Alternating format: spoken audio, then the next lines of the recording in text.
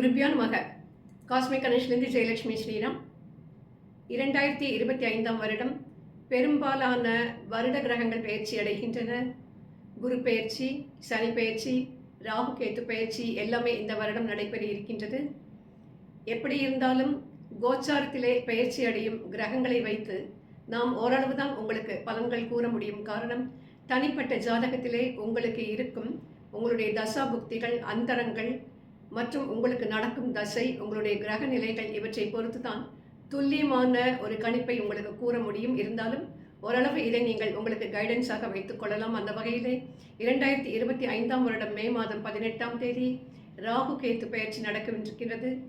இப்பொழுது ராகுவானவர் மீனம் விட்டு கும்பத்திற்கும், கேத்துவானவர் கன்னியிலிருந்து சிம்ம ராசிக்கும் இடம்பெயர்கிறார்கள். சர்ப்ப கிரகங்கள் என்று சொல்லக்கூடிய இந்த சாயா கிரகங்கள் உங்களுக்கு என்ன பலாபலன்களை கொடுக்க போகிறது என்பதை பற்றி தெரிந்து கொள்ளலாம். ராகு இப்பொழுது உங்களுடைய ஜென்மஸ்தானத்திற்கு வருகின்றது. அதேபோல் கேத்துவானது உங்களுடைய களத்திர பாவத்திற்கு செல்கிறது. இந்த கேத்துவானவர் உங்களுக்கு தேவையற்ற செலவுகளை கொடுத்து கொண்டே இருப்பார். ராகு ஒரு பக்கம் உங்களுக்கு வரவுகளை ஏற்படுத்தி கொண்டே இருந்தாலும் கேத்துவானவர் அதற்கு ஏற்ற செலவுகளை உங்களுக்கு கொடுத்து கொண்டே இருப்பார். உங்களுடைய நடவடிக்கைகளிலே நல்ல முதிர்ச்சி ஏற்படும். சமுதாயத்திலே உங்களுக்கு ஒரு நல்ல அங்கீகாரம் கிடைக்கும். 7ஆம் பாவத்தில் இருக்கும் கேத்துவானவர் உங்களை தப்பான முடிவுகளை எடுக்க வைப்பார். இதனால் கணவன் மனைவி உறவிலே விரிசல் ஏற்படாமல் பார்த்து கொள்ளுங்கள்.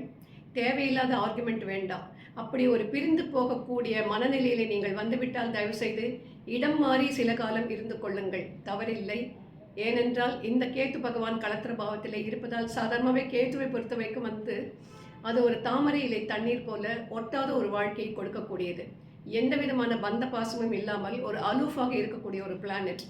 இப்பொழுது உங்களுக்கு தேவையில்லாத குடும்பத்திலே குழப்பங்களை கொடுத்து கொண்டிருப்பதால் உங்களுக்கு தேவை என்று நினைத்தால் நீங்கள் இடம் மாறி கணவனும் மனைவியும் வேறு வேறு இடத்திலே ஒரு 1.5 வருட காலம் இருந்துவிட்டு பிறகு மீண்டும் சேர்ந்து கொள்ளலாம். மறுமணம் செய்து கொள்ள விரும்புபவர்களுக்கு ஏற்ற காலம் இது. அப்படி உங்களுக்கு ஒரு துணையை தேடிக்கொள்ள வேண்டுமென்றால் மிக முதிர்ச்சியான மனநிலையுடன் தக்க துணையை சரியான முறையிலே தேர்ந்தெடுத்துக் கொள்ளுங்கள். முடிந்தவரை நீங்கள் விநாயகரை வழிபட்டு வாருங்கள். எதுக்கு சொல்கிறேன் அப்படின்னா, விநாயகர் விக்னங்களை தீர்க்கக்கூடியவன். கேத்து பகவான் தன்னுடைய சொந்த நட்சத்திரத்திலேயே சாரம் வாங்கி வருகிறார். இதன் மூலமாக நிச்சயமாக கணவன் மனைவிக்கு இடையே இருக்கக்கூடிய அந்யோன்யத்தை இவர் முறியடிப்பார். எனவே இந்த விஷயத்திலே நீங்கள் மிக ஜாகிரதையாக இருந்து கொண்டு எந்த வார்த்தைகளையும் தப்பாக உபயோகப்படுத்த வேண்டாம். ஒவ்வொரு முறை பேசும் பொழுதும் நன்றாக ஆலோசித்து ஒரு வார்த்தையை பேசுங்கள். தேவையற்ற இடத்திலே தேவையற்ற வார்த்தைகளை பேச வேண்டாம். மீண்டும் நாம் கூடிய விரைவிலே சந்திப்போம். வாழ்க வளமுடன்.